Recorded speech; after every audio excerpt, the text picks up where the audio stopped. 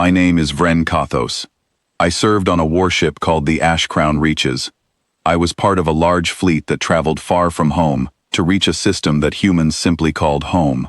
I am the only officer from my command deck who lived to tell this story, and I want to tell it clearly, without leaving anything out. Before that day, none of us feared humans. We had watched them for 11 long cycles. We listened to their broadcasts. We studied their small wars over land and resources.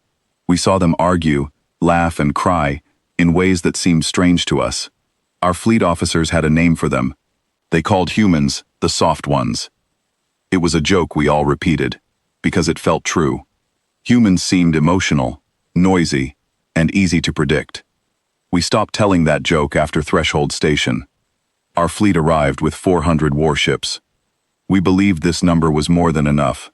Our scans had already shown us the human fleet waiting ahead, about 300 ships, all much younger and less advanced than our own. To us, this looked like an easy victory. 400 ships against 300 should not even be called a real battle. It should have been simple. I stood on the command deck of the Ash Crown Reaches when the enemy formation appeared on our main screen. Green markers filled the display, one for every human ship. I remember feeling calm. I remember thinking this day would end quickly, and we would return home with an easy story to tell. Then something new appeared on the screen. One more marker, right in the center of the human fleet. It was not on our maps. It did not match any ship we had ever recorded. Our sensor officer, a steady young woman named Thesic, leaned toward her screen and frowned. "That reading is strange," she said. "The size does not make sense. Please recheck it." She rechecked it 3 times. The size was correct. We later learned that the humans called this machine Prometheus. I still do not know if it was built long ago and kept hidden, or built quickly for this one battle. What I do know is that nothing in our long study of humanity had prepared us for it. We had studied their arguments and their emotions, but we had never imagined they were also capable of building something so large, so calm, and so certain of itself. The Titan did not fire first. I want to say this clearly, because when I gave my report afterward, many of my own leaders refused to believe me. 400 of our ships approached with weapons ready, and this single machine did not strike first. It simply began to move forward, slow and steady, while every human ship around it pulled back to make room. It did not rush. It did not need to rush. I have served through many difficult moments in my career. I have seen ships hold their position under heavy pressure. I have never, before or after that day, seen 400 crews hesitate together, all at the same moment. But we did. Something about the way that machine moved made every gunner's hand pause. Thesic told me afterward that she felt it before she understood it, a kind of pressure in the air, long before her mind caught up with her senses. Our fleet commander, Admiral Korvash, gave the order to fire. I do not blame him for this decision. In his place, I might have given the same order. We were trained to strike quickly, to trust the first instinct, to not let fear slow us down. He simply obeyed the training we had all been given. What happened next changed how I think about strength, about planning, and about respect for an enemy. The Titan absorbed our first wave of fire without slowing. Our engineers later tried to study the readings, and could not explain how its shielding worked. When it returned fire, it did not aim at single ships. It aimed carefully at the space where several of our ships were grouped closely together, striking in a way that affected many vessels at once. It felt almost as if it already understood exactly how we liked to organize our fleet, as though the humans had studied our habits just as closely as we had studied theirs. I felt the impact when my own ship was struck. It was not a direct hit, only a glancing one, yet it was enough to shake the entire vessel and disable several of our systems. Alarms rang through every level.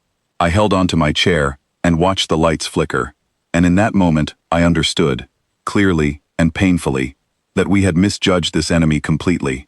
We had counted their ships. We should have been counting something else. Within a few minutes, many of our 400 ships were no longer able to fight. Some had lost power. Others had lost the ability to steer. A few were pulled out of formation entirely, drifting without control. The Titan had not needed to chase any of them down. It stayed near the center of the human fleet the entire time, moving only enough to remain effective, never once rushing forward to press its advantage. Our formation began to break apart. Captains who had trained together for years suddenly acted alone, moving their ships wherever they believed was safest. I do not blame them either. When you are faced with something that seems to already know your next move, scattering can feel like the only choice that makes sense. Admiral Korvash gave the order to retreat. I remember the silence on the command deck when he said it. No one argued. No one hesitated. We had entered that system believing in easy numbers, and we left it understanding that numbers alone mean very little. I have thought about this moment many times since. The Titan let us leave. It did not chase our retreating ships. It did not try to destroy every last vessel while it had the advantage. It simply stood its ground at the edge of that system and allowed us to understand exactly what waited there, without needing to prove anything further. In some strange way, that restraint frightened me more than the battle itself.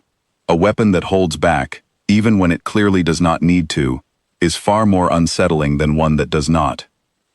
When I returned home to give my report, I was told to explain everything in detail. I described the strange readings, the Titan's steady approach, and the way our formation lost its balance so quickly. My commanders wanted to believe this was some kind of trick, a one-time trap that we would never see again. I understood why they wanted to believe that.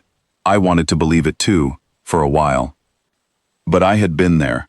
I had watched 300 human ships fall back calmly and quietly to let one machine lead the way. I had felt my own crew hesitate before firing, without any order telling them to do so. That is not the behavior of a species relying on a lucky trick. That is the behavior of a species that built something powerful, hoped never to need it, and still trusted it enough to let it go first. For 11 cycles, we called humans the soft ones. We stopped using that name after Threshold Station, and none of us have used it since. If anyone from my fleet is preparing to return to that system, I have one piece of advice. Do not count their ships. Count everything they have not yet shown you. We saw humanity's great war machine only once, and once was more than enough to teach us to be careful. I do not wish to imagine what a second encounter might look like. In the days after we returned, our fleet spent a long time studying every piece of data we had gathered. Engineers argued over the shielding readings. Strategists argued over the formation choices humans had made. Even our historians became involved, searching old records for any earlier signs that humanity had built something like this before. They found nothing solid, only rumors and unclear reports that no one had taken seriously at the time. I began to understand something important during those long discussions. We had judged humanity by what they showed us in small conflicts, in their public arguments, and in their everyday lives. We assumed that was the whole picture. We never considered that a species could be gentle in daily life, and still be fully capable of building something as powerful and disciplined as the Titan when it truly mattered. Strength and calm daily behavior are not opposites. Humans had simply chosen when to show each side of themselves. Thesic, who served with me on the Ashcrown Reaches, later told me she could not stop thinking about the way the human fleet had moved out of the Titan's path. She said it reminded her of how a well-trained team moves together without needing to speak, each part trusting the other completely. That kind of coordination, she said, cannot be created overnight. It takes years of practice and trust. I agreed with her completely. Some of my fellow officers still argue that Threshold Station was simply bad luck, a rare event that will never happen again. I understand their point of view, but I no longer share it. I was close enough to see the calm certainty of that human fleet with my own eyes. I do not believe luck explains a formation that organized, or a machine that controlled, or a retreat that orderly on our part despite years of training telling us never to break formation so easily. I do not tell this story to frighten anyone unnecessarily, nor to suggest that humans cannot be reasoned with or understood. In fact, I believe understanding them properly is more important now than ever. If we continue to see them only as we did before, calling them soft and unprepared, we risk repeating the same mistake that cost us so many ships and so much confidence at Threshold Station. Respect, in this case, is not weakness. It is simply the wisest response to what we witnessed. I still remember the final moments before we left that system. As our surviving ships turned away, I watched the display one last time.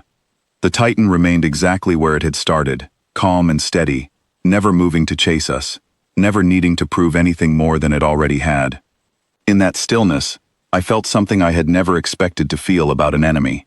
It was not hatred, it was not anger, it was a quiet, uncomfortable respect. That feeling has stayed with me since that day, and I suspect it always will.